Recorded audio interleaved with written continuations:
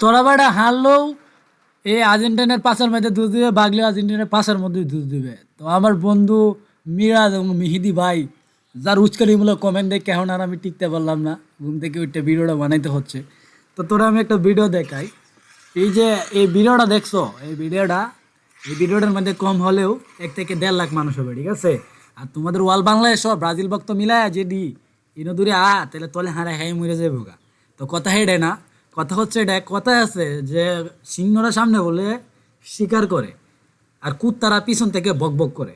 তো কথা হচ্ছে এই তোরা দোষ দিবেই, বাগলেও দোষ দিবে, জিতলেও দিক দিবে, তিরি পিছে আর জববে, আফা জববে, কারণ তোরা এই আর্জেন্টিনার পাশের মধ্যে থেকে জীবন বরাবর হয়েছ। তোদের কথা কয়ে লাভ নেই। আরেকটা বলি, এশিয়া মহাদেশের মধ্যে সবচেয়ে বড় গেঞ্জি তৈরি করছে আর্জেন্টিনা, ঠিক আছে? এটা তো তুমি সোশ্যাল মিডিয়ার মধ্যে দেখছো।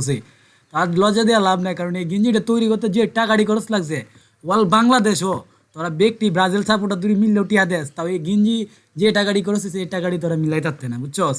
অত ব্যাটারি গিয়ে আলাপ করিস নে, ওদায় লাফালাফি করে লাভ নাই। জাতির দল জাতির কাছে আছে, ঠিক আছে?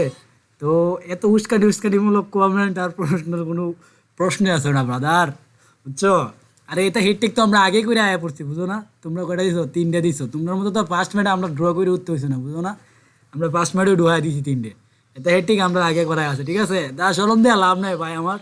ভালো থাক, সুস্থ থাক বন্ধু মানুষ, সাবস্ক্রাইব করিস, সবাই ভালো থাকিস, আল্লাহ হাফেজ।